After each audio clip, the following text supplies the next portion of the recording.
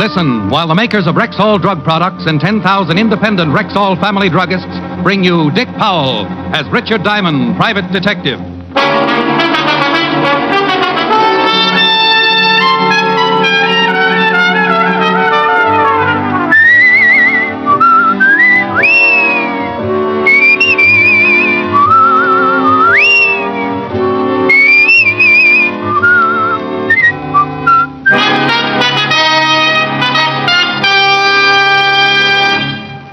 Good evening. This is your Rexall family druggist speaking to you for the 10,000 independent druggists who have made the word Rexall part of our own store names and put the orange and blue Rexall sign on our windows. We've done that because we recommend and sell the 2,000 or more drug products made by the Rexall Drug Company. A good example of their quality is Bismarex, Rexall's popular antacid. Bismarex often relieves acid stomach within 1 minute. And because its scientifically balanced ingredients vary in the time it takes them to dissolve in the stomach, the relief they give is not only quick, but continuous and prolonged. Quality like that of Bismarex is what we family druggists are talking about when we tell you you can depend on any drug product that bears the name Rexall. Good health to all from Rexall. Now your Rexall family druggist brings you another exciting half hour with Richard Diamond, private detective, starring Dick Powell.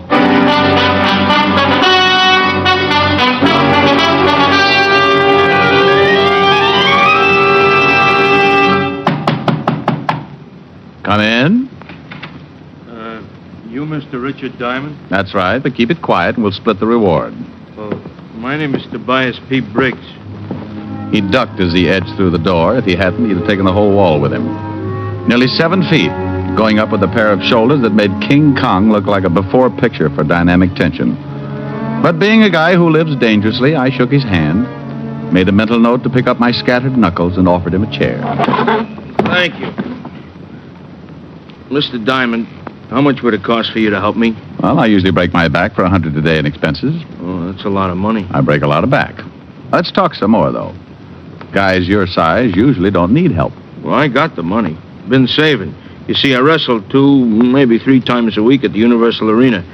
I promised Mike I'd put 1 purse a week in the bank. He was saving, too. Who's Mike? Mike Burton. He's dead, Mr. Diamond. Oh, I'm sorry, Toby. Who was Mike? Well, Mike and me was buddies from the Army. He was a great guy, Mr. Diamond. A real great guy. What happened to him? Mike drove a truck for an outfit here in town. Cross-State Trucking Company. We had enough money saved, we were going to get our own truck, maybe 2 trucks, do our own hauling, be in business for ourselves, you know. Last week he was fixing a flat on the highway at night. The car hit him and took off. Oh, hit and run, huh? Well, it's a lousy deal, Toby, and I know what you're leading up to. But the police will hunt the guy down sooner or later. I don't handle traffic accidents. Mr. Diamond, I feel maybe it was no accident. Oh? Well, then keep going. Well, last week, night before it happened, Mike says to me, Toby, boy, I got a hunch we're going into business real quick now. He said we might be able to buy our first truck right after his next haul. Mike knew we didn't have that kind of dough ready. What did he say when you reminded him? He gave me a wink and a punch in the arm. You know, like guys do sometimes. Mm-hmm. He's a great guy, Mr. Diamond. Oh, well, I see. Now, look, Toby, the afternoon's pretty well shot anyway. I'll poke around town a little, and if I can find anything to back up your suspicions, I'll take the case. If not, you owe me 2 tickets to your next match. Is it a deal? Yeah, sure. But tell me right away if you know something, huh? I'm in the gym every morning right behind the Universal Sports Arena, 8th Avenue. You know where it is. Oh, sure, yes. Some of my best muscles grew up there. So long, Toby. So long. When he walked out, the office seemed to shrink back to normal. I counted my fingers, picked the one with the most circulation in it, and put it to work dialing Helen's number. I told her I might be late for dinner, threw her a kiss over the pipe, closed the office, and headed for the 5th Precinct Police Station and Lieutenant Walt Levinson. Walt was out of his office, but the king of the jungle, Sergeant Otis, was plopped in his chair. Number 14's crossed and resting on the desk like he was expecting a promotion. Hello, Shamus. Well, for a guy who don't work here, you certainly hang around a lot. I could say the same for you, Otis. Where's the lieutenant? He ain't here. No. Well, he ain't. Isn't. Okay, he isn't. And you isn't as smart as you think you is. Oh, hello, Rick. What's up? Oh, hiya, Walt. Nothing, probably. But I'd appreciate a look-see at the hit-and-run files for the last week. Might be a case. Now it's traffic accidents. Diamond, is there anything you won't do for a buck? Sergeant, ask me for the next dance and you'll find out. All right, cut it out, you two. Here you are, Rick. Take this note to Sergeant for our hit-and-run felony detail. It's down at the end of the hall. Thanks, Walt. You bet. Otis. Yeah? Sergeant Otis, do you mind if I sit down now? Oh, yes, sir. Sorry, Lieutenant. Farrar in Hit and Run gave me the case folder on Mike Burton. Except for a few details, nothing different than Toby's story. Only witness to the supposed accident was a man named Roy Cooley, Mike's driving partner. He had made the identification on the car when the police found it deserted the next day. A quick check on the license had shown it to be stolen. So another lead went down the drain. Only the fact that it had been stolen made me think that Toby might have been right when he said it wasn't an accident. I hit the street and grabbed a cab for the Cross-State Trucking Company. From outside the wire fence, there wasn't much to see. A long line of diesel trucks parked side by side. I spotted something that looked like an office and went in. There was a girl inside. No, maybe not just a girl. She parked her bubble gum and gave her blonde upsweep a pat. Can I help you? Well, if you couldn't, I'd kill myself. Listen, mister, if you've got some business here, you better... Honey, I'm looking for Roy Cooley. Know him? That's a good one. Mr. Cooley's my boss. Believe me, I know him. He's not around right now. Cooley's your boss? Well, if you don't mind, I'll wait. What company are you with, Mr. Diamond. Richard. I am, you should excuse the expression, a private detective. A private eye? Gee, I never met a private eye before. I thought it was just a kind of story thing. Well, it is, in a way. My name's Patty. For Patricia. I'm sort of a bookkeeper stenographer around here. Sounds like a big job for just one pretty girl. Oh, you're just saying that. I really was lucky to get such a job, especially when I had no experience. Just 1 week out of business school, and popo, I go to work for a big company at $65 a week. And what is the secret of your success, Miss Carnegie? My second name's Jablonski, Patty Jablonski. Between you and me, Mr. Diamond, the job's a snap. See all those trucks out there? Well, mostly they just sit like that. We don't make more than 10 shipments a week. You know something? The company's been in the red the whole 6 months I've been here. Really? But I like it here. I can dress kind of casual, sweaters and things. Yeah. Tell me, dear, did you know Mike Burton? Gee, I sure did. Did you know him? How come the boss, Roy Cooley, was driving with Mike the night it happened? He was, wasn't he? Well, I guess that's because Tim Lasco quit a couple of days before. Tim used to be Mike's regular wheel buddy. Mr. Cooley was filling in, I guess. Any idea why Tim Lasco quit? Search me. In times like these, when a guy with 5 kids quits his job, he must have had a good reason. You wouldn't have Tim's address lying around anywhere, would you? Right on my desk. I'm mailing his last check out. I wrote down Lasco's address and paid her off with a few compliments before I left. Tim Lasco's place seemed like the next stop until I saw a couple of warehousemen loading crates into one of the trucks. The crates were marked sporting goods in a big black stencil. And just to keep busy, I found a piece of scratch paper and took down the address they were being shipped to. About that time, a hairy hand reached over my shoulder and made crumpled spitball out of my manuscript. I did a slow turn and saw that the hand was connected to a beer barrel with legs. It talked, too. Looking for something, mister? Who are you? I'm the boss, Cooley. Oh, well, my name's Diamond. The union sent You can me over forget to... that routine. I spoke to the union guys 3 days ago. Beat it, scram. Oh. How come you were driving with Mike Burton the night he was killed? Mister, you're asking for it. There's a little sign on the front gate you can read on the way out about trespassers. This is private property. Now, are you going, or do I call some of the boys? It hurt me to admit that he had the law on his side, not to mention the lump under his jacket from what was probably the new look and shoulder holsters. I figured to do better after a talk with Tim Lasco. 20 minutes later, I was climbing the stairs of a brownstone in Washington Heights. The Lascos lived on the 3rd floor. I straightened my tie and put my best finger forward. Yes? Oh, hello. I'm looking for Tim Lasco. Oh, come right in. My husband is shaving. Who is it, Mary? A man to see you, Tim. Okay. All right. Excuse me. Call me shaving. Sit down. Thank you. Tim, you used to ride with Mike Burton, didn't you? Hey, who are you? What do you want here? Well, I'm a private detective. Name's Diamond. Now, Mr. Diamond, or whoever you are, I don't know nothing. Nothing, you hear? Leave my family and me alone. Will you go away? Please, go away. Why did you quit the cross-state trucking outfit? Honest, Diamond, I don't know nothing. Look, I've been a truck driver 15 years. I didn't like Cooley's outfit.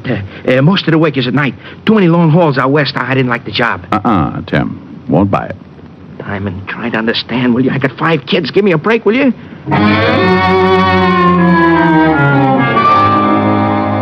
There was no sense going around again. I told him I'd be back, which he took about as gracefully as a guy learning he had leprosy, so I left. I rode downtown, squatted on a stool in a coffee shop with a good view of the cross-state warehouse. The coffee shop had a waitress who was as ugly as the warehouse. Got a 75-cent dinner special. You interested? I'll have a little coffee and... A lot of donuts. Oh, well, then coffee and conversation. Is there any chance you taking me away from all this? Wouldn't work out. I drink. I'll reform you. Want cream? No. 1 black. How come you're staring at that warehouse instead of me? Want to give me a complex? What's the matter? Did I say a dirty word? We kicked it around until the warehouse was empty, except for a muscle-bound night watchman who chain-smoked behind the front gate. It was a short walk to the fence behind the loading dock. A garbage can and some fancy scrambling helped me over. And then I squirreled under the line of trucks until I reached the one they'd loaded that afternoon. The crates were nailed tight, and it took a lot of scratching and pulling before I wedged one open. About then, I heard 3 pairs of feet echoing down the loading platform. I ducked out of the truck, but that half-open crate must have missed me after all the time we'd spent together because it spilled over and turned loose a shower of baseball bats. I grabbed one since it seemed like a good idea and snuggled up against the huge tires under the truck. Who's there? Hey, Red, you let anyone in? Not me, boy. Whoever you are, Buster, you better come out with your hands up. We got guns. Okay, Red, you and Harry stay out in front of the trucks. I'll go coax our visitor out.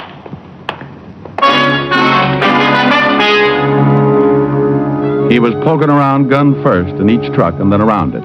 Sooner or later, he was going to reach my truck. So I sprinted across an open 10 yards until I got into a friendly shot of the next truck in line. All right, stay where you are. I can see you. He was lying, and I knew it because I couldn't even see myself. There were 3 more trucks ahead of me, 3 more open spaces. Then I'd be at the back fence. I closed my mouth so my teeth wouldn't shine like a beaver at a dentist convention and moved.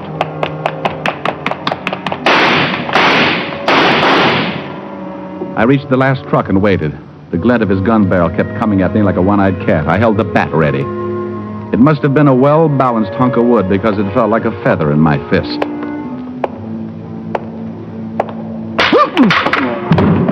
The bat cracked wide open like an overboiled hot dog, but it stretched coolly out.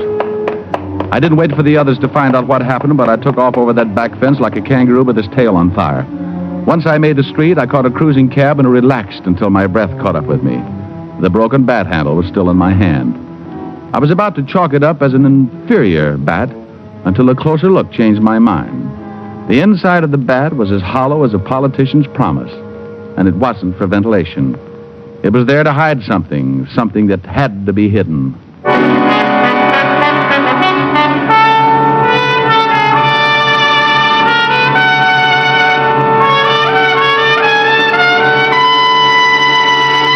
You're listening to Richard Diamond, Private Detective, brought to you by the makers of Rexall Drug Products and your Rexall family druggist.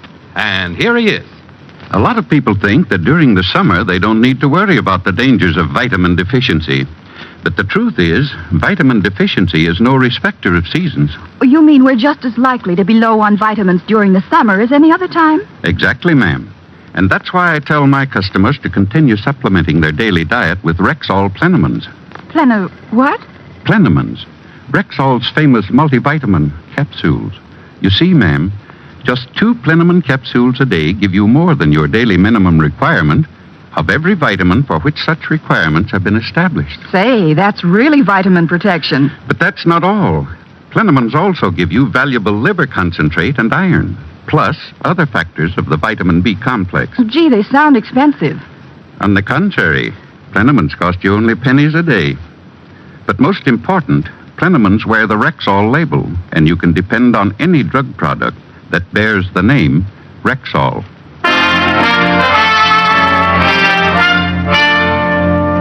Now back to tonight's adventure with Richard Diamond, Private Detective, starring Dick Powell. So I had the stump of a hollow baseball bat in my hand and a half dozen theories about why it was hollow. But none of my theories proved any connection between a phony trucking outfit and Mike Burton being killed by a hit-and-run driver. I put the bat under lock and key in my office desk, then stopped at the Hall of Records where Pop McIntyre handles the night watchman chores. Under registered corporations, I found the Cross-State Trucking Company and the up-to-now unknown name of Harry Fenner listed as its head. I thanked Pop, then went across town to check through the newspaper morgue at the Tribune. It was an all-night job because I had to dig back to 1926 before the name of Harry Fenner sprang off the yellow pages. He used to be a small-time bootlegger, but I couldn't hold that against him. Some of the biggest bootleggers had gone straight and become used car salesmen. I had breakfast before dropping in at the Universal Gym to see Toby.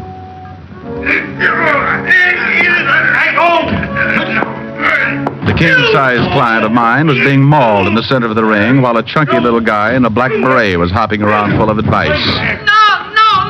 No, Toby. You're wrestling with King Kong Rabinowitz, not Snow White. Use your knees on his nose, Okay. How's this? No, don't overdo it. You hide his face from the television camera too long. What's the good if no one sees him suffer? Hey, Toby.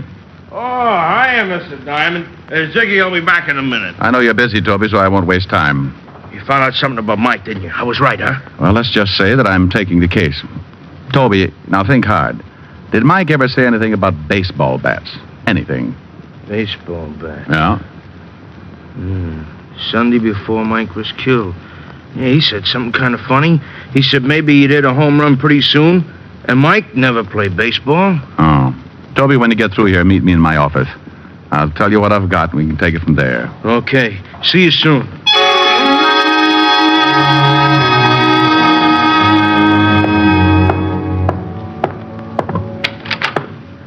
Good afternoon, Mr. Diamond. My name is, Harry Fenner. Oh. Well, who are those two bullet-headed characters with you? They're my business associates. Oh, you must be in a rotten business. How'd you get in here? I just had the exterminators over last week. Oh, well, I'm afraid I owe you for a new lock. I'll just add it to the retainer I'm going to pay you. Oh, you're going to hire me? I have here $500, which I place on your desk. Earning it will be easy. Under whose nails do I put the bamboo splints? I hope your good humor continues. The fact is, Diamond, I collect odd things, like antique furniture, marine life specimens, and, old bat handles. Someone stole one of my old bat handles. Money's yours if you can locate it. Something like that would be worth more than money to me. An old bat handle would go just right with my collection of old saxophone reeds and croquet mallets. Is that your polite way of saying no? No, it's my impolite way of saying that a certain bat handle is going to win you the hottest seat in Sing Sing. And if you think I'm bluffing, let's see what they think down at the 5th Precinct. Put down that phone! Oh! He cracked me across the knuckles with a cane he was carrying, and my left hand took the day off. Then Fenner turned to his two happiness boys. Gentlemen, Mr. Diamond is stubborn. Unstubborn him. His two blood collectors came after me like there was a shortage of plasma. I dodged around the desk like a loose guinea pig in a biology class and finally managed to locate a stomach for my one good hand. I sunk it in up to my charm bracelet. But before I could enjoy the reaction, a fistful of dimes creased the back of my head and I came apart. I don't know how long it was before my eyes unglued. I was on my back enjoying a bug's eye view of the ceiling, but that's all I was enjoying. My head felt like a yo-yo being worked by a guy with a DTs. And then something big leaned over me. Mr. Diamond? Mr. Diamond, you okay? Oh, yeah, dandy. Oh, Toby, if I felt any worse, I'd be dead. Oh, that's too bad. It's a good thing I got here. Those guys are doing a swell job on you for real. Oh, things came back into focus. Fenner's muscle men were draped over each other in the middle of the floor, quietly unconscious. It was becoming. I had to get pretty rough with them. It was 2 against 1. Them and me, I mean. What's it all about, Mr. Diamond? I gave Toby a quick resume about Fenner, Cooley, and the phony trucking business, including the hollow bats. As he listened, I saw new muscles growing on his old ones. He wasn't interested in details. Mr. Diamond, did this Fenner guy kill Mike? Well, Toby, I think Mike found out that Fenner and Cooley were shipping hot goods, probably jewels, in the Holla Bats. If he did, I think maybe Fenner killed him. Where does this Fenner guy live? Well, wait a minute. It's here on my desk. I was just going to give it to the police when I was crudely interrupted. No, don't call the cops. Give me that address. But what's the idea, Toby? We've got the score. It's a cop's job now. No, I say no. This Fenner, he got lots of dough. If he did kill Mike, he gets a big lawyer and he goes free. I don't want that, Mr. Diamond. I'll find out. I tried to cool him down, keep him in the office. Then I found myself airborne. He bounced me against the wall, and I decided not to do anything until the room stopped circuiting. Sorry about this, Mr. Diamond, because you're an all right guy. But don't try to stop me on this. I got up and weaved over to my desk, phoned Walt, and gave him Fenner's address in Long Island. Why should I meet you there? Murder, Walt, and bring some friends. Fenner's house was a big white colonial with high French windows looking out on a big garden. The windows were closest, so I moved up and looked in. The room was a library, or what was left of it. Toby had torn it apart and was now concentrating on Fenner. He had him backed up against a tall bookcase, holding him by the front of his smoking jacket, high enough so Fenner's toes pointed down, trying to touch the carpet a good foot beneath. Toby had the jacket pulled tightly around Fenner's throat, and Fenner was trying for the $64 breath. What you kill him for? Come on, what you kill him for? Hey, Toby, let him go. Oh, he's gonna tell me. You stay out of this. He's gonna tell me or I break his fat neck. He's too choked up, Toby. Couldn't answer you if you wanted to. Now let him down. Let him down. Okay. Now, talk, Fenner, talk. Diamond, get this maniac away from me. Well, ask me something simple, like moving the Empire State Building. You better talk, Fenner. I don't know what you want. You're a liar. You're no good liar. All right. That's better. Now, why'd you kill Mike? He was loading some of the bats. When one broke open and... Come on. The diamond spilled out. He wanted a cut. Big cut. So I had Cooley make the last trip with him. I was following in a hot car. That's it. Now let me go, will you? Kill a nice guy like that. He would have framed me. You're a liar. Now I'm gonna kill you. Toby! Toby grabbed Fenner, and I grabbed Toby. But it was like trying to put the brakes on a charging elephant. Toby hung on to Fenner's throat and shook me loose. Fenner was dying fast. And it looked like I couldn't do much about it until the door opened and trouble sneaked in from left field. Cooley. Break it up. Cooley, help me. Help me. You better relax, Toby. That gun in Mr. Cooley's hand gives him the floor. He's the other one, ain't he, Mr. Diamond? Cooley, give it to him.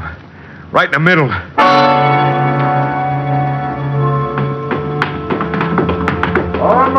And then I heard the heavenly sound of flat feet. Cooley half turned for a moment, but it was enough for me to push Toby behind a couch and dive in after him. Quick! Cooley, let him have it. Cooley spun back around and tried his luck anyway, but missed. He and Fenner made a rush to the window, but some of Walt's men were waiting for them. They tried to shoot it out. Cooley never got more than 1 foot over the windowsill. Fenner did better, but he was dead when he hit the ground. Rick, are you all right, Rick? Oh, if it wasn't, you'd never hear the end of it. Mr. Diamond, you don't really believe what that punk said about Mike, do you? Mike was a straight guy all his life. Toby, this clean-cut gentleman standing right next to me is Lieutenant Walter Levinson of Homicide. What I tell him is official, so you listen. Look, Walt, Fenner and Cooley were part of a fence setup. Bought stolen goods, sold them out west. The Cross-State Trucking Company was just a blind. Well, that just about cleans it up, Toby. You see, Mike probably suspected something, and they were afraid he'd go to the police. That's why they killed him. Sure, I knew it was that way. Thanks, Mr. Diamond. Well, I better get back to town. Ziggy's got me matched tonight. Good luck, Toby. Yeah, thanks. Say, Mr. Diamond, I'd sure like to have you and the lieutenant come watch me wrestle tonight. Thanks, Toby. Maybe some other time. Oh, it'll be a great show. Tonight's my turn to win. Yeah, well, we'll see. So long, Toby. So long. Rank. Yeah? That connection between Mike Burton and this racket didn't sound kosher. Was that for the record? No, Walt. But Toby will never see the record.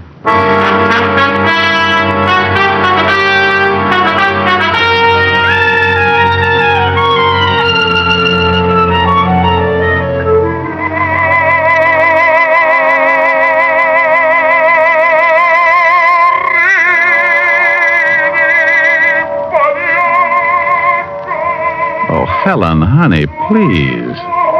Cut that Victrola off, will you? Rick, you still didn't tell me if Mike really intended to get mixed up with Fenner and Cooley. Well, he did. That's where he was getting the extra money he spoke about to Toby. Oh, excuse me. Rick, where are you going? I'm just going to shut this guy off. He's putting me to sleep. Oh, I suppose you could do better. Well, you think not? Honey, just sit down and listen to me. Pale hands I loved beside the Shalimar. Where are you now? Now tell me, honey, how do I rate alongside that suffering crooner on the record? That record happens to be an original release. The suffering crooner is Enrico Caruso. Oh. Where does a guy go to slash his wrist?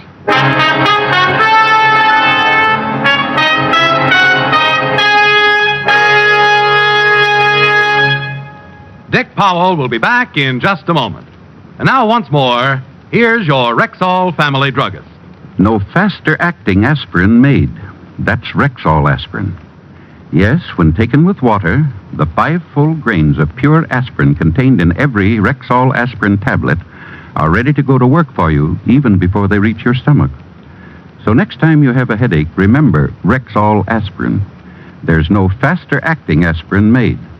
Ask for Rexall aspirin at Rexall drugstores everywhere. And remember, you can depend on any drug product that bears the name Rexall. Good health to all from Rexall.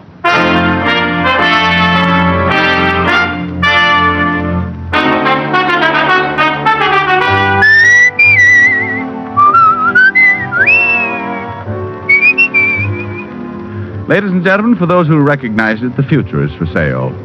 You can buy it now, today. You can buy it by saving.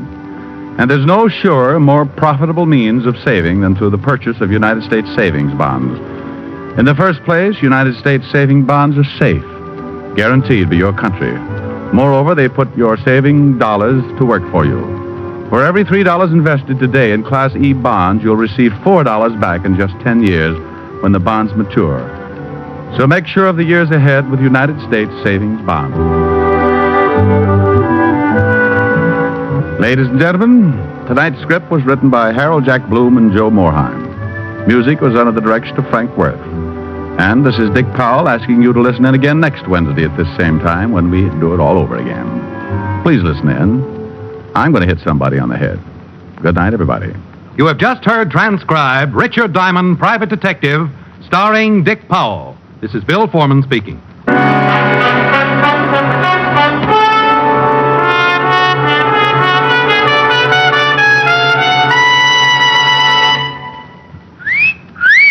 Hiya, beautiful. Get lost, Bristlepuss. You need a shave. But I have shaved. What else do you want me to do? Silly boy, she wants you to go Stag. Go stag? But why? Because Stag is Rexall's exclusive line of men's good grooming aids, like Stag Brushless Shave Cream. No fuss, no massage, just smooth it on and presto, you get a clean, close shave. Your face stays smooth and whiskerless all day long. I'll do it. I'll go Stag. That's it. Join the Stag line now at Rexall drugstores everywhere. Yes, to make girls care. Go Stag. Jack Late tells stories of the underworld, Friday on NBC.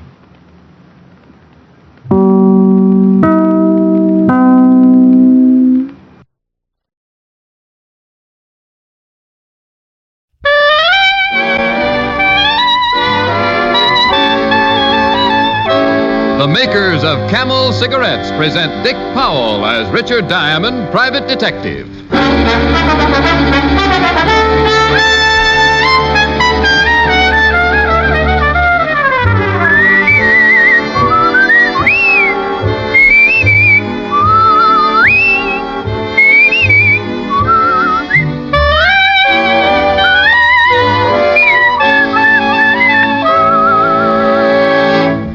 Why don't you smoke the cigarette so many doctors enjoy? In a nationwide survey a few years ago, 113,597 doctors were asked, "What cigarette do you smoke, doctor?" The brand named most was Camel. It was true then, it is true now, because repeated surveys have been made. And every time, the brand named most has been Camel. Yes, these surveys show that more doctors smoke Camels than any other cigarette. Why don't you smoke the cigarette so many doctors enjoy?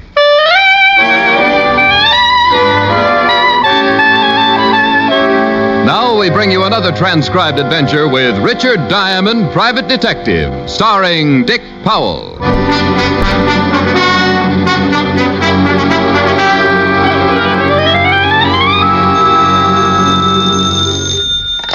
Diamond Detective Agency, Mr. Diamond speaking.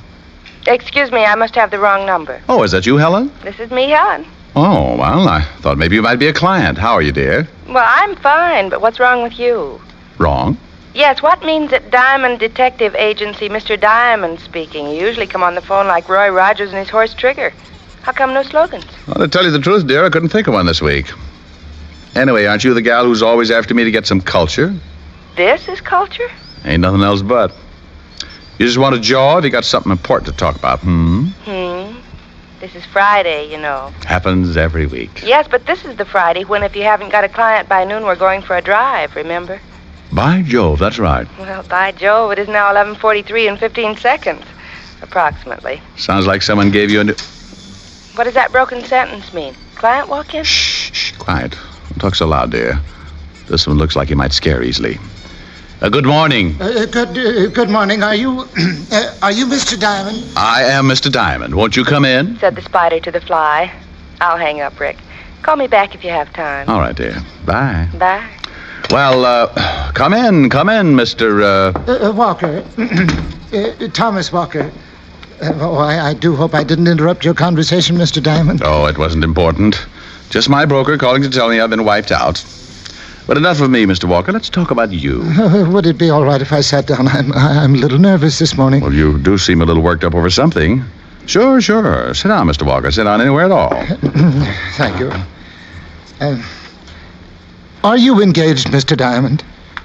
Well, not yet, but she's working at it.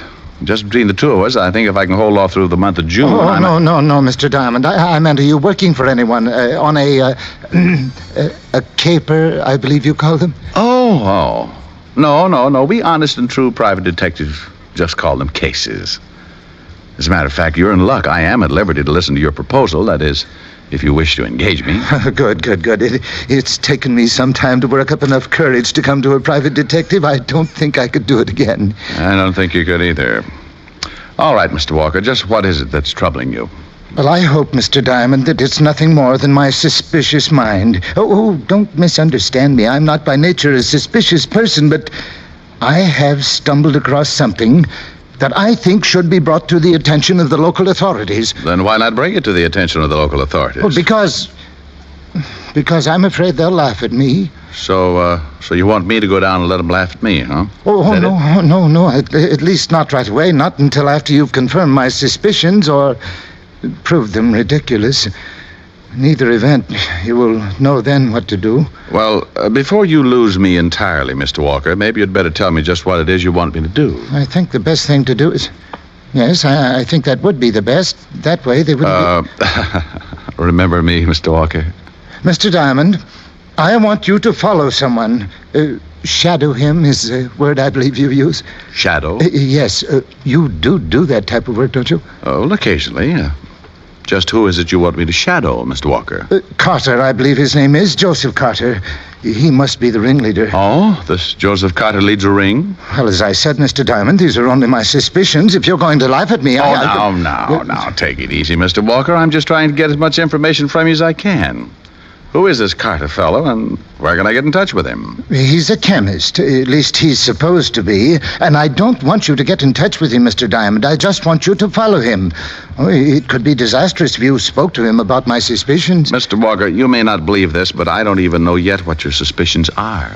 And I think it would be best if I didn't tell you. Oh, That way you can form your own opinions about what is going on. Mr. Walker, this is getting tougher as you go along. I don't even know where to find this Joseph Carter. Oh, I have that all arranged, Mr. Diamond.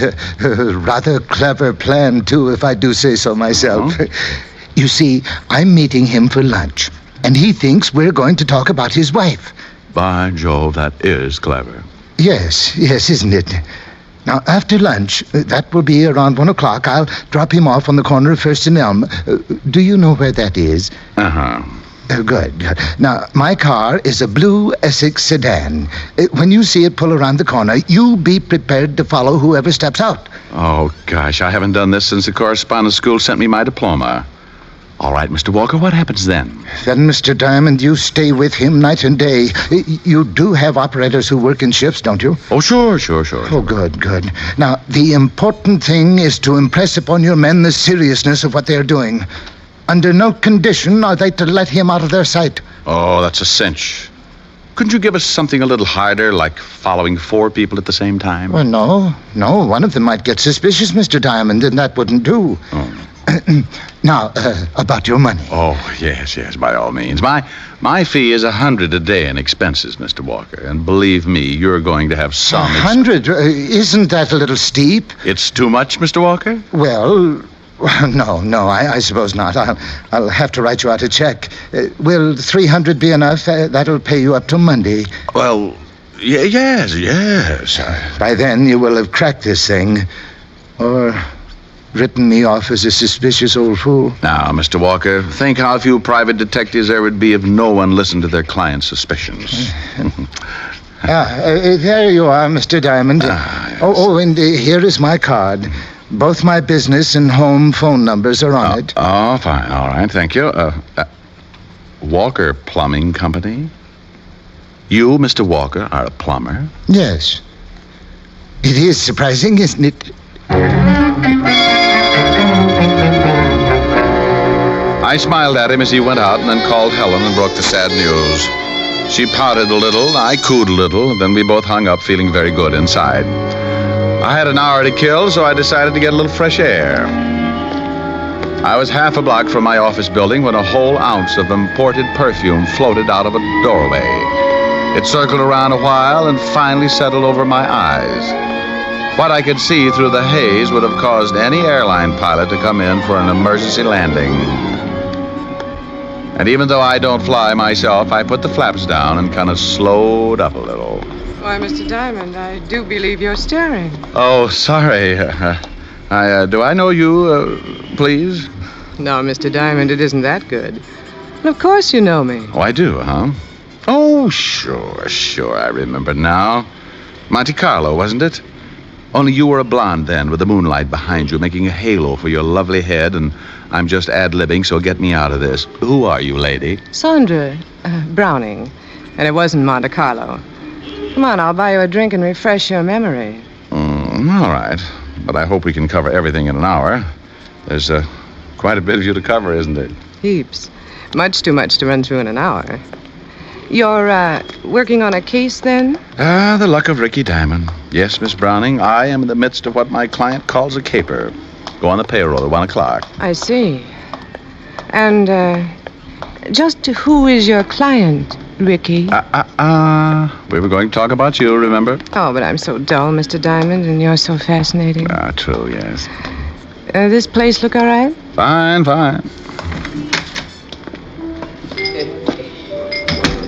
Intimate, isn't it, Mr. Diamond? Say, just how well do we know each other? Can't you tell? Honey, right now I probably could even tell you my name. And, I'm beginning to need that drink more and more. Shall we go mingle with those strangers? Stranger?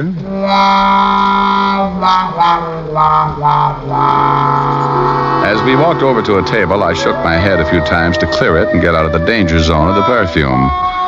I knew I'd never seen Miss Browning before. No, not that I've led a sheltered life, but something like her only happens once, and it usually costs an awful lot of money. Money I've never had. So, naturally, the same applied to Miss Browning. So, with renewed vigor and a firm grip on my wallet, I sat down beside her. Cozy? Too cozy. I'm a sort of a wide open spaces man myself, and a couple of martinis. George? George. Now, about you, Miss B. Where was it our paths first crossed? No, Mr. D, I've changed my mind. I'm going to make you guess. It'll be more fun that way. Oh, and it will also be a long winter. Now, if we're going to get anything accomplished, maybe you better start talking. An hour goes pretty fast. What happens in an hour that's so terribly important, Mr. Diamond? A guess. I don't want to guess. I want you to tell me. You know, we may run out of things to talk about in a minute now. Not if you tell me what I want to know. All right, I'll take a guess. Does this case have anything to do with, say, a bank? Well, you tell me. Does it have something to do with, say, a bank? You're fighting me, Mr. Diamond. Who's fighting who? All I'm trying to find out is whether... You're going to wish, Mr. Diamond, that you had talked to me. Well. Conversation seems to have picked up a little. But we might as well save your breath, Sandra. I ain't talking and you ain't talking. So, if you'll excuse me, I have to make a telephone call. All of which left me with still a half hour to kill. I paid the check and then dropped by the 5th Precinct to say hello to Walt Levinson. He was sleeping, so I tiptoed back out and headed for the corner of 1st and Elm. I'd been there about 5 minutes when a guy whose face looked vaguely familiar came up and said, Excuse me, this a bus stop? No, but there's a cab stand a block down the street. Oh, thanks. I might have stood here for 3 days. How's that? I saw you waiting around, so I figured it was a bus stop. Guess I'll have to take a cab now. Say, if you're waiting for one, maybe we can split the fare? Oh, no, thanks. Funny. I'd swear you were hanging around the 5th Precinct when I came out. Oh? How long ago? About 15 minutes. Well, come to think of it, it's possible that you did. I went in to pay a traffic fine. Yeah. Is that right? Speeding, was it? Yes, as a matter of fact, it was. Those things do happen, you know. Oh, yes. Of course, the really interesting part about all this is that the 5th Precinct doesn't accept traffic fines. Huh? You have to go all the way downtown to pay them. You're kind of a smart aleck, aren't you? Oh, yes, life of the party. Just give me a lampshade and a bustle and I'm a... Hey, what's the idea? A car spun around the corner just as the guy shoved me. I landed in the street, but rolled over in time to see the front door open and a body come spilling out, sliding to a stop against the curb. The guy with the phony ticket hopped on the running board, and the blue Essex sedan lost itself in the uptown traffic. Now, all I could do was sit there and look at the crumbled form lying in the gutter. Mr. Thomas Walker had given me a check for $300. That was to last until Monday. For Mr. Walker, Monday was just 2 days too many.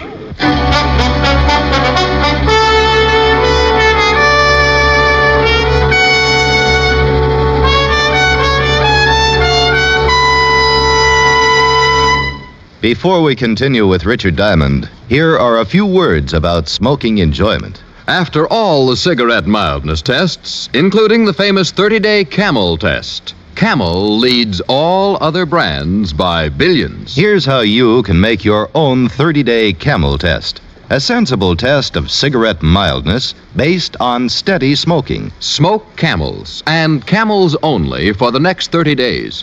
In other words, go steady with Camels for 30 days. Pack after pack, week after week. Here's what you'll find out from your own 30-day Camel test. You'll see how rich, how flavorful Camels are, pack after pack. You'll discover how well Camels get along with your throat, week after week. That does sound like a sensible way to judge a cigarette, doesn't it? So why not start your own 30-day Camel test tonight? It won't take you long to find out why Camel leads all other cigarettes in popularity by billions of cigarettes per year. How mild can a cigarette be? Make the Camel 30-day test and you'll see. Smoke Camels and see. And now, back to Richard Diamond, Private Detective, starring Dick Powell.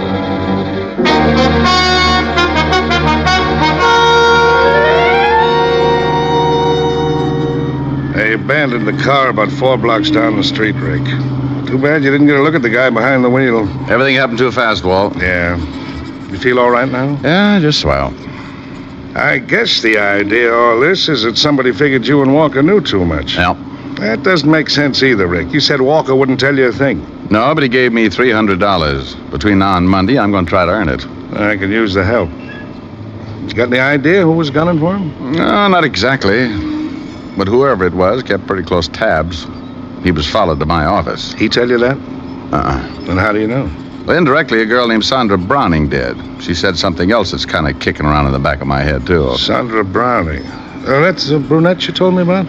Yeah, she seemed to think Walker said something to me about a bank. But he didn't. No, but that's what makes it so interesting. So, drop me off at that drugstore, will you, Walt? I want to look up a phone number. Sandra? A fellow named Joseph Carter. Who's he? Supposed to be a chemist. Walker told me about him. Well, thanks for the lift, Fatty. If anything happens, I'll get in touch with you.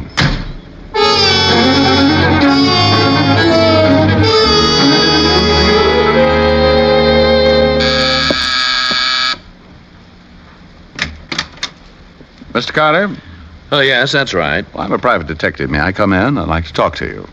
You, mean about my wife, Mr. Diamond. Richard Diamond. What about your wife, Mr. Carter?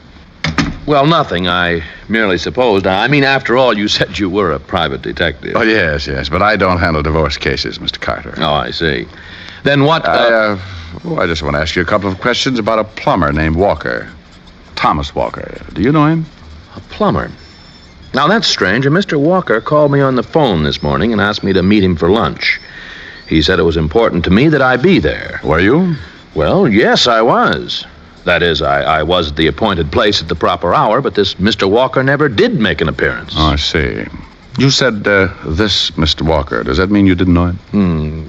Not to my knowledge. The voice didn't register and the name wasn't familiar. This is very interesting, Mr. Diamond. Would you like some coffee? I'll ring for the house. No, thanks. If you didn't know Walker, Mr. Carter, why did you agree to have lunch with him? Well, for several reasons. As I told you, he said it was important to me, and since I was going to be downtown anyway... That isn't good enough, Mr. Carter. Well, I'm afraid I don't understand. Thomas Walker was killed less than an hour ago. You say you were supposed to have lunch with him. That puts you in a suspicious position. Yes, I see. So that's what this is about.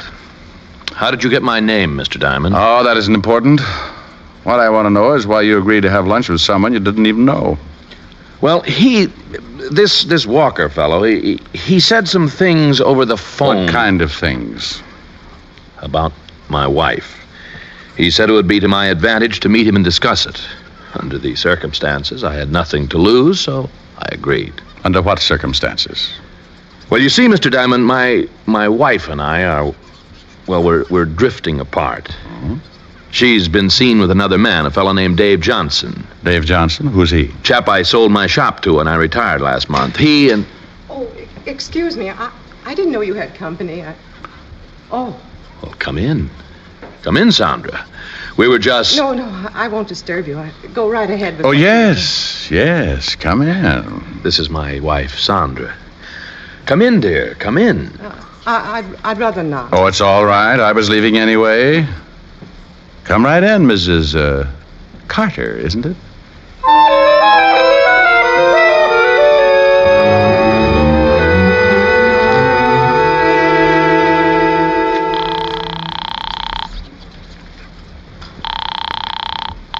Lieutenant Levinson. Anything break, Fatty?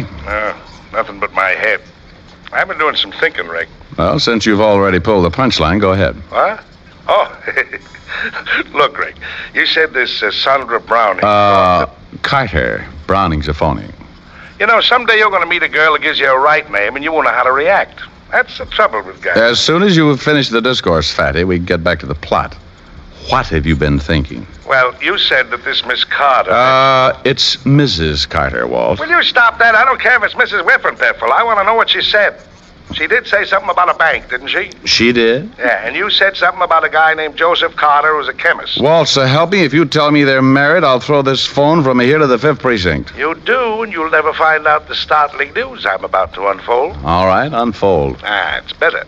On the corner of First and Elm, on the very corner where you nearly met your demise, there is a bank. That's very interesting. You're darn tootin'. Right next door to this bank is a small shop with a sign painted on the window. Pretty good sign, too. Somebody took a lot of pains with it. Walt, All right. Maybe it doesn't mean anything, but the sign says Carter Chemistry Corporation. Oh, that's what you've been thinking about. Yeah.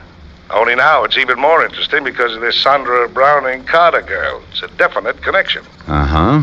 With Walker, the plumber, making the connection. Well, thanks, Walt, and, bye.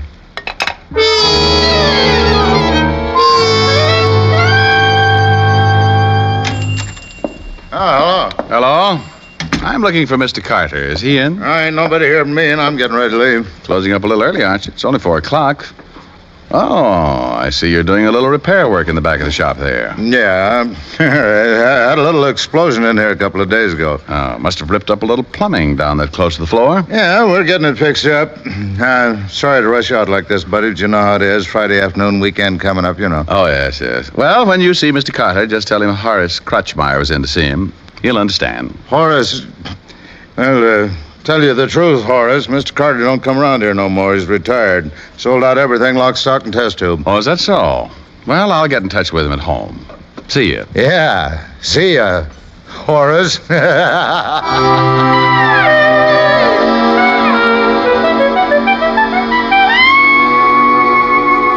You know, this could turn out kind of silly, Rick. What if they don't show up? Oh, they'll show, Fatty.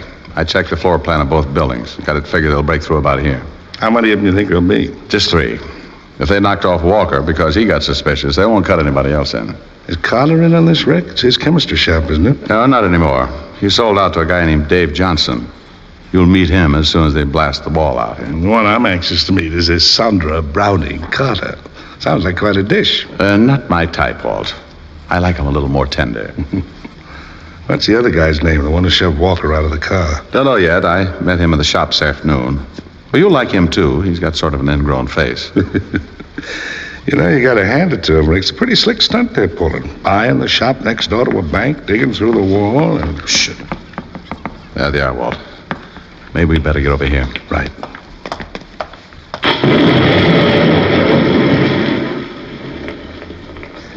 What'd I tell you? Ever see anything so easy in your life? Dave, does he have to keep talking? Can't you make Look, both of you knock it off and let's get busy, huh? We've only got till tomorrow morning. Hit the lights, Rick. Okay. Well. Why, you... Now, play it smart. We don't want to carry anyone out of here. Oh, is this the bank you were talking about, Sandra? Still not talking, huh? She doesn't look like much to me, Rick. Now, Walt, don't be catty. Remember, she's been a very busy girl. Mm-hmm. Well, now that they're broken in on this kind of work, I guess they won't mind it so much for the next few years. Mm-hmm.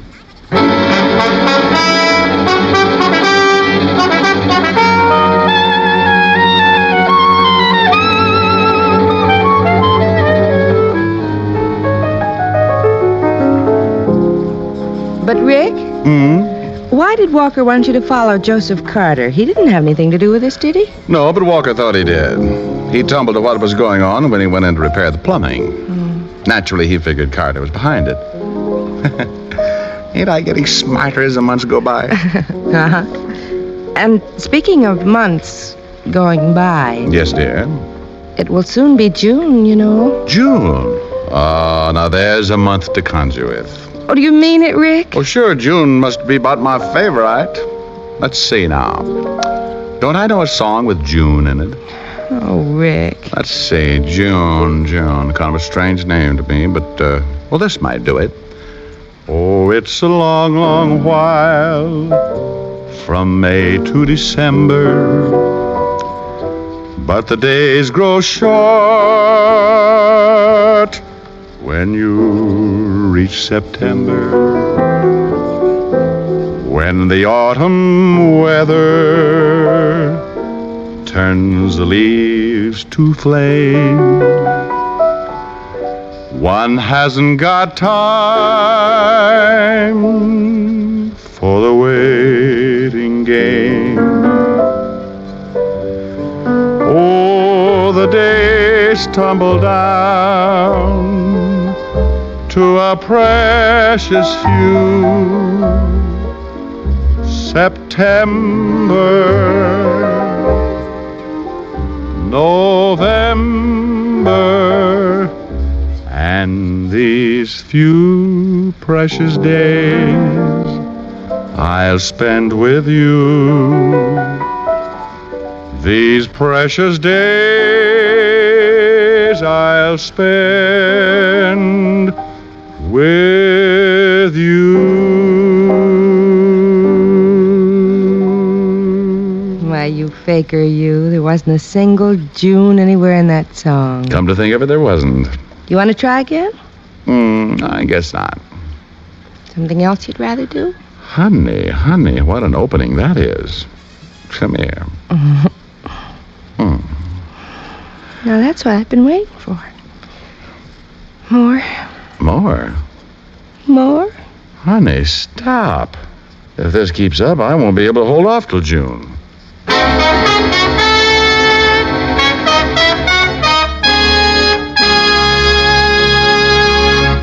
Dick Powell will return in just a moment. What's America's most popular cigarette? Camel is in the lead by billions of cigarettes per year. One reason is Camel's rich, full flavor. A flavor no other cigarette has. And another reason is Camel's pack after pack, week after week mildness. Tonight, start enjoying the one cigarette America enjoys most. It's Camel, of course. Yes, of all the cigarettes on the market today, Camel is in the lead by billions of cigarettes per year. How mild, how mild, how mild can a cigarette be? Smoke Camels and see. Here's Dick Powell with a special message. Thank you. Ladies and gentlemen, to bring a little extra cheer and comfort to our hospitalized servicemen and veterans, the makers of Camels send them thousands of packs of gift Camels every week. This week, the gift Camels go to Veterans Hospitals, Clarksburg, West Virginia, and Miles City, Montana. U.S. Naval Hospital, Corona, California. U.S. Army Station Hospital, Carlisle Barracks, Pennsylvania. The Military Air Transport Service, which evacuates virtually all overseas wounded personnel. Now, until next week, enjoy Camels. I always do.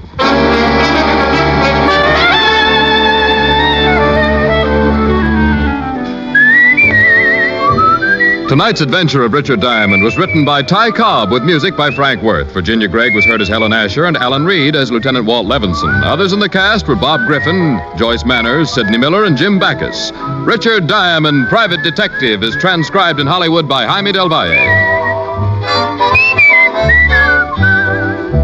Be sure to listen to another great Camel show, Vaughn Monroe and the Camel Caravan, every Saturday night.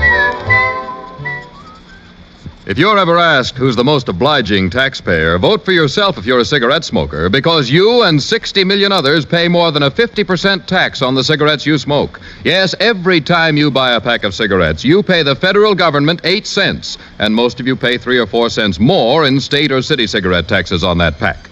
That means that better than half the price you pay for cigarettes goes for tax.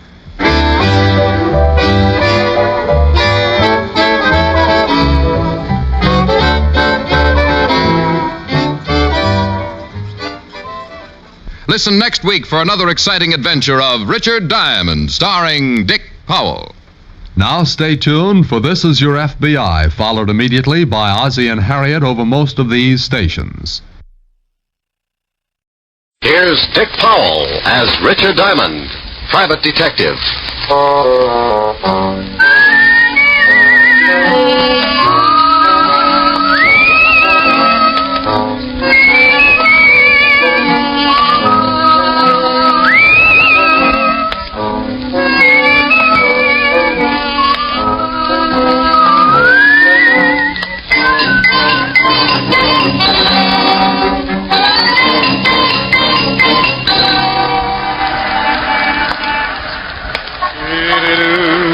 Ooh.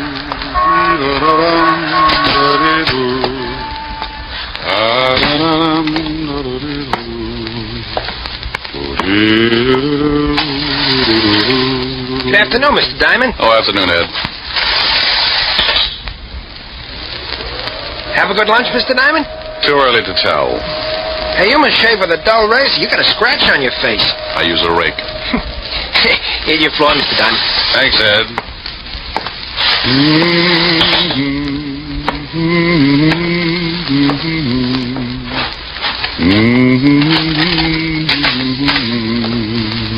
Well, customers. Good afternoon, gentlemen. What can I do for...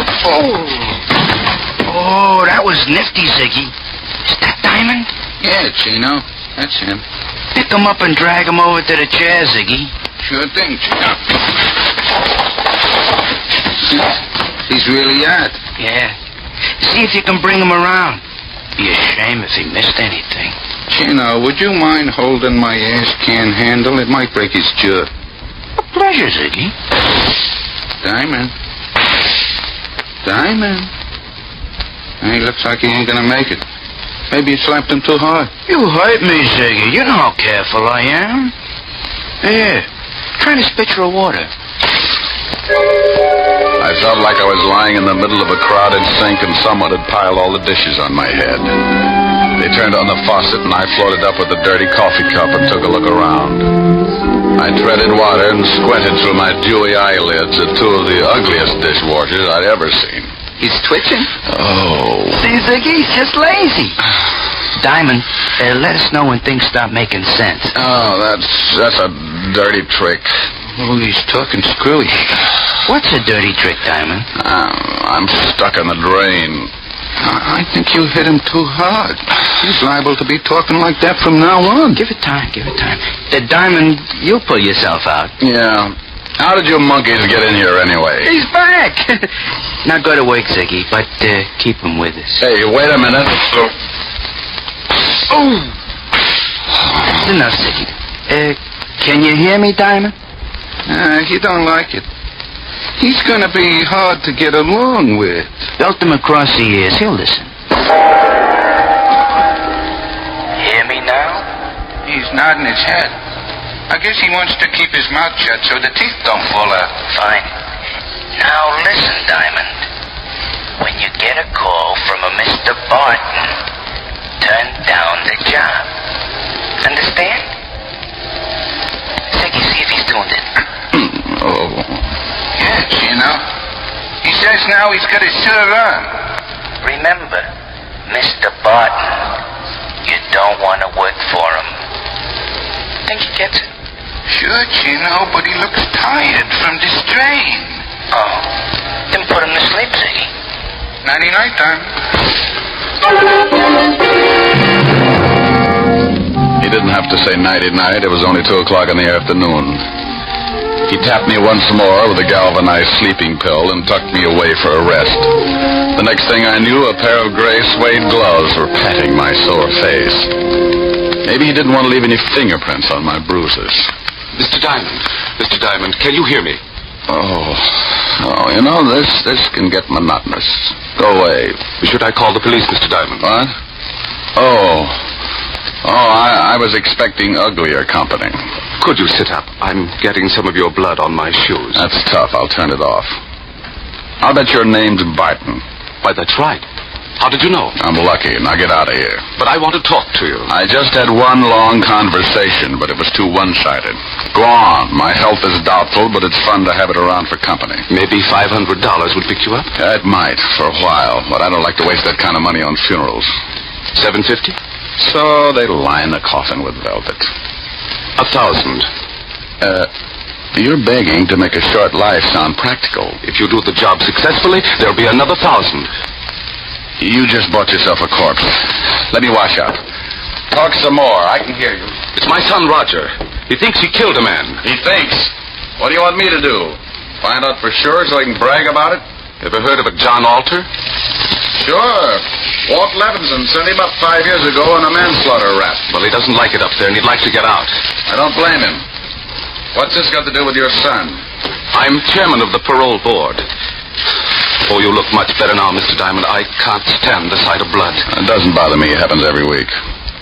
So, you're the chairman of the parole board. Yes, some of Alter's friends promised to keep quiet about my son if I let Alter go free when he comes up before the board next week. And you think maybe your son was framed? Yes, about a month ago, he met a girl in Florida. Her name is Lenore Brown, and she's a friend of Alter's. How did they spring the frame? I beg your pardon? You must associate with a higher type thug. Spring the frame. Made it look like your son killed somebody. Oh. Well, when Roger, that's my son, went to pick up the Lenore girl at her apartment, he found her struggling with some man. That happens. It looked like he was trying to kill her. There was a gun on the floor, and she called to Roger for help. He picked up the gun and shot the man. She told Roger he had killed him and that he must get out. When we went back, they were both gone. About a month later, some of Alter's friends got in touch with me. Oh, and they forget about the killing if you let Alter out of Sing Sing. That's right. I don't remember reading anything about it in the papers. Well, you're the first one outside of Alter and his friend who know anything about it. You see, they say they're hiding the corpus delicti, so there was no report of the murder. Keeping a stiff handy isn't that easy. Why didn't you call the law? If my son did kill this man, that's the first thing I intend doing. But I have a feeling this man is not dead. Oh, you think maybe they staged the killing? Put blanks in the gun, and after your son beat it, the stiff walked out under his own steam? That's what I want you to find out. If my son is innocent, I want you to bring the parties responsible to justice. Amen. Here's a check for $1,000. If you find the girl and prove my son innocent, there'll be another 1,000 in your pocket. I'll sew up the holes. Well, thanks, Mr. Barton. I'll start right away. Goodbye, Mr. Diamond. You can reach me at the Wentworth Hotel. I'm staying there until this matter gets cleared up. I won't get in touch with you unless I find something. The guys who worked me over are pretty set in their ways, and there's no sense in you tripping over a lot of dead bodies.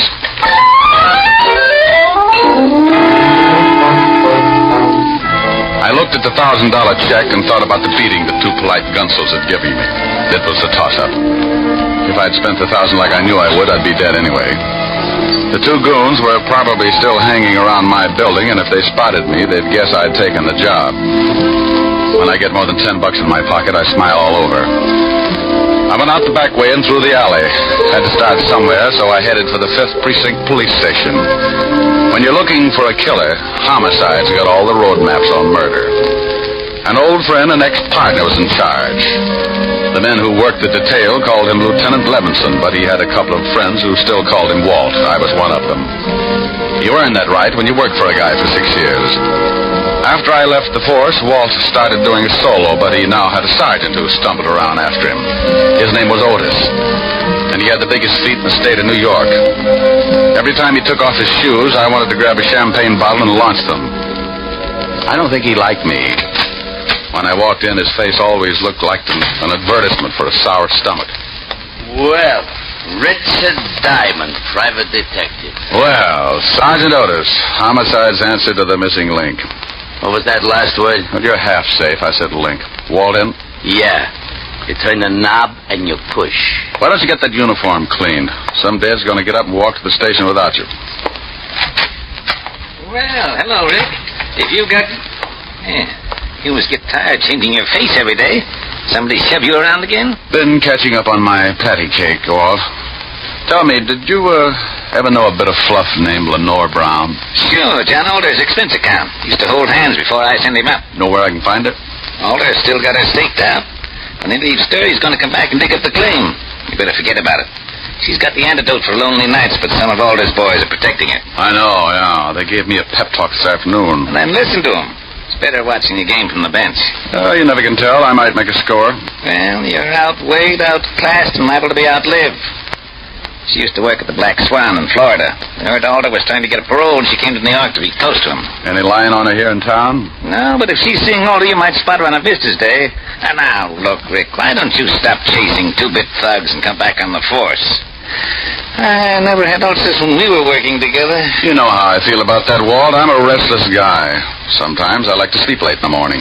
Okay, Rick. Want me to call the warden and tell him you're coming? Yeah, thanks, Walt. Take it easy. Bye, Rick. Be a good boy.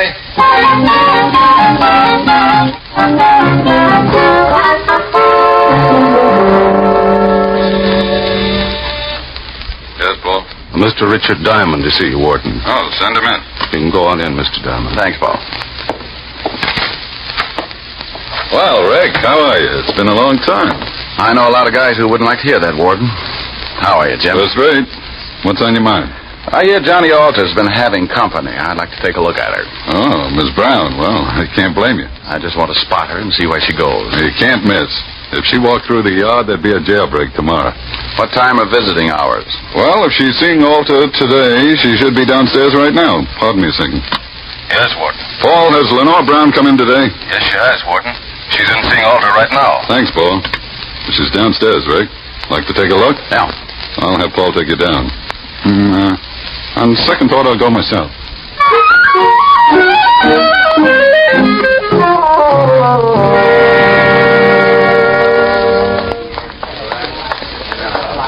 There she is, sitting at the end table talking to Alta.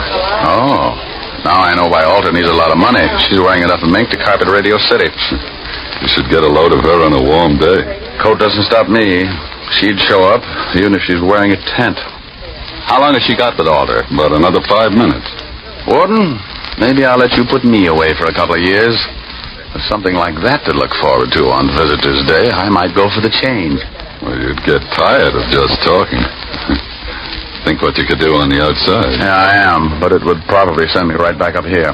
You want to stick around till she's through talking? Thanks, Jim. I'll wait in front till she comes out.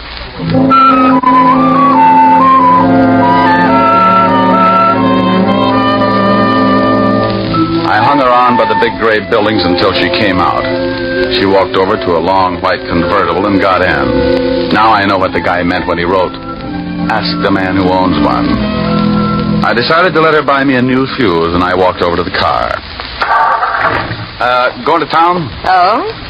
Back up 3 feet and I'll let you know. Okay. Mm-hmm. Your tailor couldn't do all of that. Thanks. Get in.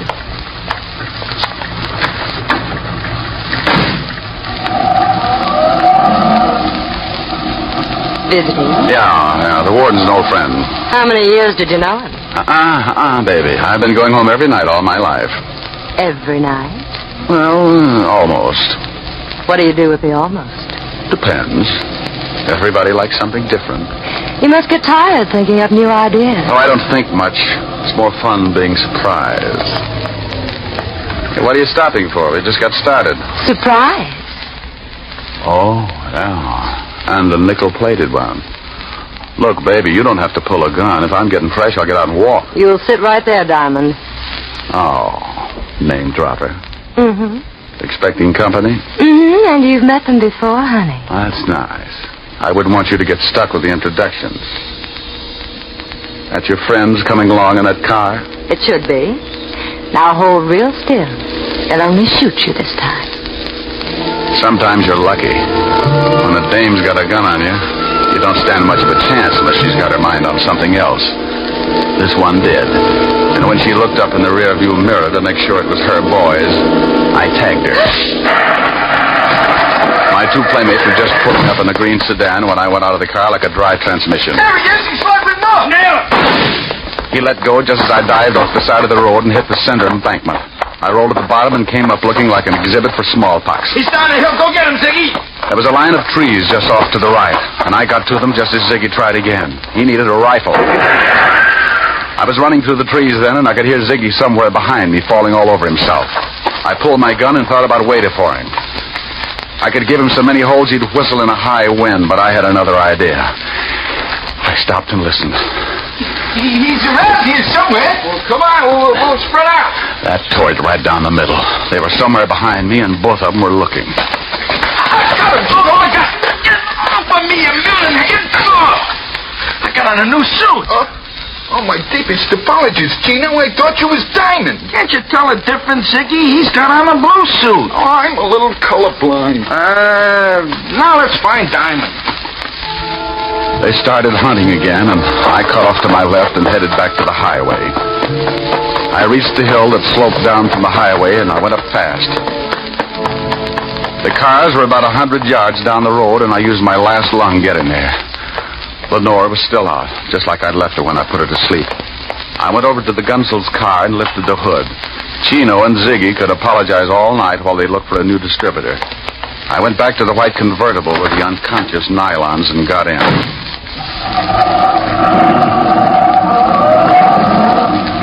I noticed something lying on the seat. It was her purse, and she didn't wake up when I grabbed it. Doing a rummage job at 80 miles an hour isn't easy. But there wasn't much of interest anyway, just a little black book. I needed a gimmick, so I stuck it in my pocket. I put the purse back on the seat just as she started coming around. Well, now that's it, baby. Sit up and look at the pretty scenery. How did you get here? Where's Ziggy and Chino? Playing Peter Pan. Jaw hurt? Yes, you heal. Play rough and you get hurt. Where do I take you? My apartment, I guess. You're going to ask a lot of questions, and I don't talk much. We might as well figure out something to fill in the lull.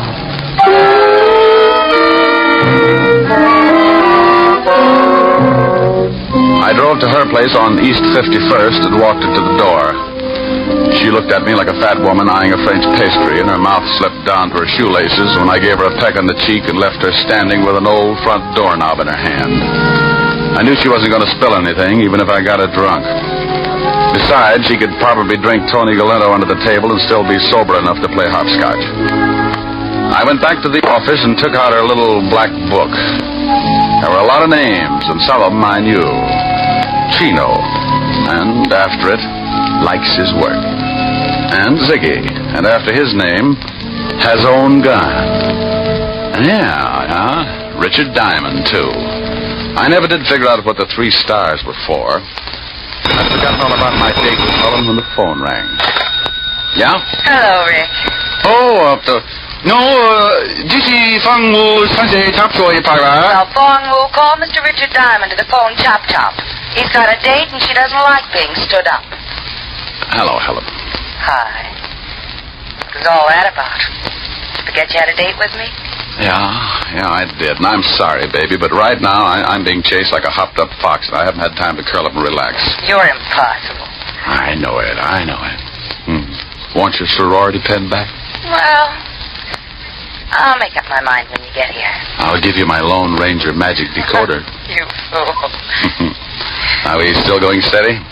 Oh, yes. Rick, when am I going to see you? Honey, right now I got some reading to do. Why don't you go to a movie? Little Women past the senses. I'll be over later. I'll probably end up marrying an usher. Don't be too late, Rick. I won't. Besides, we get along better early in the morning. Bye. Bye, baby. I sat there for a minute thinking about Helen Asher and wondering why I hadn't learned how to butter my bread. She was everything a guy should want. $10 million playing multiplication in a fat trust fund. A figure that would snarl of any quiet intersection, and a mind that would give a master's degree in inferiority complex. Diamond, you fool, you. Well, Lenore Brown's little black book was a poor substitute for an evening with Helen, but 3 items put me in second gear. They weren't hard to find. Take out all the men's names, and there they were, 3 addresses. One was in the village, another in Harlem, and the last was somewhere in Chinatown. All of them were a setup for a dead man who wanted to make himself scarce. I wanted to talk with Barton before I started hunting, so I called the Wentworth.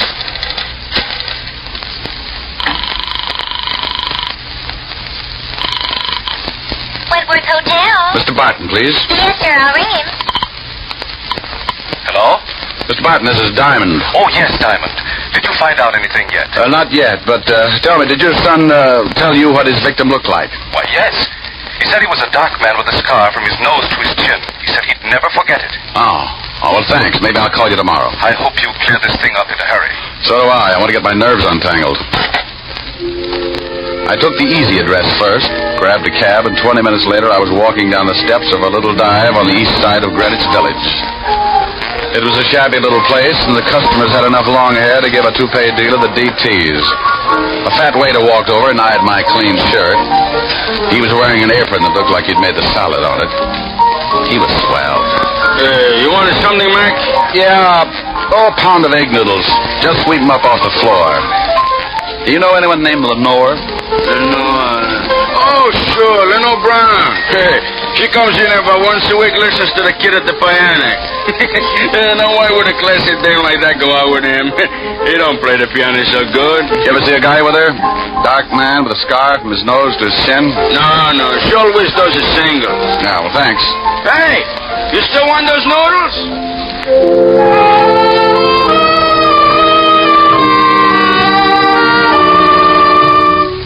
I walked out, got back in the cab, and marked off Greenwich Village in the little black book. The second address was on the fringe of Harlem, the Hill, they call it. The night was black, and the fog had rolled in off the East River and staked out a claim all the way to Lenox Avenue. As I walked up to the old brownstone, my nerves started screaming SOS. I stopped cold and looked down at two gleaming eyes, like two pieces of polished glass shining in the glare of the dim street lamp. As I got used to the darkness, I could make him out. He was a big, white, battle-scarred bulldog, and he had some ideas of his own. He started shuffling in slowly, jerking back his lips and showing a row of white teeth. Hold it, Lucifer. I hadn't heard him come out on the porch. He was a big man wearing an off-white undershirt. And from what I could see, he looked meaner than his dog. The animal stopped, but he kept facing me, showing off his toothpaste smile. He won't hurt you, mister, unless I tell him to. I'll think about it for a while. I'm a poor substitute for horse meat. What do you want? Do you know a Lenore Brown? You a cop? Shamus. Beat it, Lucifer. Thanks, pal. I couldn't hold my breath much longer. You can come up on the porch. You're looking for Lenore Brown, huh? Yeah, know her? I met her. My wife works for her. Is your wife in? Yeah. Esther! Yeah? Come here. Some private dick wants to talk to you. She's Miss Brown's private maid. Yeah. Your husband tells me you work for Miss Brown. Yeah, what's she done? She got many friends? Men friends. Yeah. You know a dark man with a scar? Oh, sure, I know lots of them. What are you talking about, woman? Oh, I meant someone who Miss Brown knows. What did you mean by that, mister? Look, I really don't know anybody with a scar. Now you better beat it. Yeah. Get moving. And I want to talk to you, woman. Get in there. Yes, honey. I knew she was going to get bruised, but he looked rough enough to cut my windpipe, and I wanted someplace to pour my coffee down in the morning. So I got out of there fast and headed for the last address in the little black book. The place was on one of those narrow, dark streets. It was so quiet you could hear yourself change your mind. A sign above the door read Tangy, so I pushed it open and went in. If I didn't find a man with a scar here, I was out on strikes. It was a little restaurant on the bottom floor of a two-story building. A quiet waiter slipped up and showed me to a booth. He shoved a menu in my hand and disappeared before I could ask him anything. The place was empty except for an old couple sitting near the door. The waiter said something to them, and they looked quickly over at me, and then they left in a hurry. The room was completely empty now. Even the waiter had disappeared. I looked up at a flight of stairs at the far end of the room. A pair of very healthy ankles came into view, and they were holding up a pair of legs that ran my blood pressure up to 190 again. I eased my gun out and held it under the table. Lenore turned the corner and started down toward my booth like a loose snake in a rabbit pen. Mind if I sit down? It's your party. Shame on you. Don't you know it's not nice to pilfer a lady's handbag? Now, Mama will have to thank. Looks like the last address paid off. If you're buying shrouds, it did. Where's the guy that young Barton was supposed to have killed? Upstairs. But he's very unsociable. Hates long conversations. I only need a couple of lines. He can't even do that. He likes to keep on breathing. Old man Barton figures Alter framed his son. He's not going to let your boyfriend out of Sing Sing until he finds a man with a scar. Think he can do better than you did? Well, I found him. Was it worth dying for? I don't know. I can tell you better after I talk to him. Mama's going to have to spank sooner than she expected. Come in, boys. Well, look who's here. Are Mama's two big idiots out collecting blood again? Where are your buckets? Oh, he's bitter. Present! You've met Chino and Ziggy before, haven't you? Yeah, on the end of a fist. They want to show you the town. I know the beat. I'll bet you've never seen it from the bottom of the East River. No, but if you'll put on a bathing suit, I might buy the idea. Too bad we'll never make the beach together. I'd like to show you the sights. Boys, you better help Mr. Diamond out of the booth. I think he's stuck. You know how it is. The boys like to keep moving. So do I. I shot once and caught Ziggy in the stomach, and I dumped the table over on Chino. He grabbed like he was going to waltz with it. I didn't even have to get up. I just shot him through the cover shot. Lenore was out of the booth fast and running for the stairs. Look out, Tony, look out! I caught up with her at the foot of the stairs, and as she started up, I saw him, standing on the upper landing, scar and all meaning gun in his hand. He missed me, but nailed her halfway up. She spun around and fell all over me. But I point a gun pretty good from a prone position.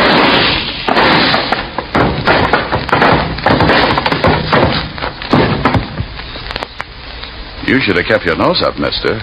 A bad landing washes you out.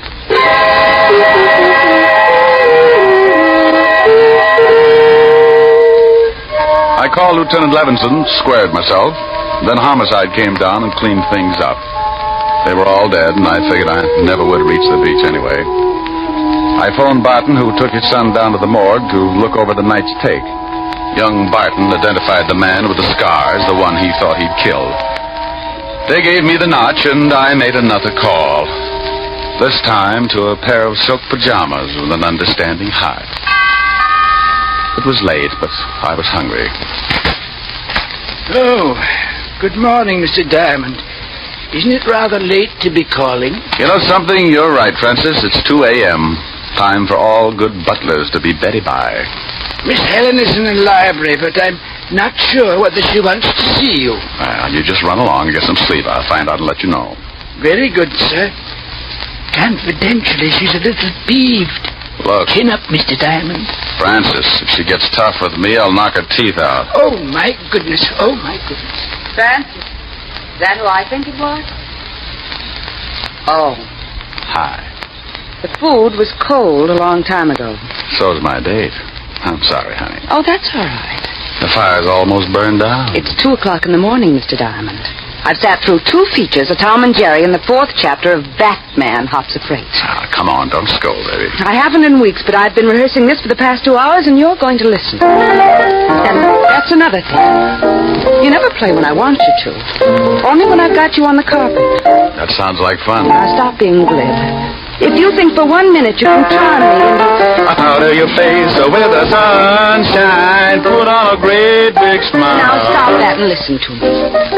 Okay, I'll shut up. Well, go on. Oh, now you made me forget what I was going to say.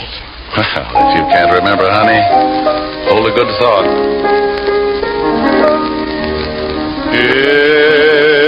It's a big, wide, wonderful world you live in. When you're in love, you're a master. Of all you survey, you're a gay Santa Claus. I just remembered. Too late now, honey, I'm rolling. There's a brave new star-spangled sky above you. When you're in love, you're a hero, a Nero, Apollo, the Wizard of Oz. Oh, Rick, how do you do it? You've a kingdom, power and glory. Richard Diamond, starring Dick Powell, was previously released over the National Broadcasting Company for listeners in the United States, and has been re-released to you men and women overseas by the United States Armed Forces Radio Service, the voice of information and education.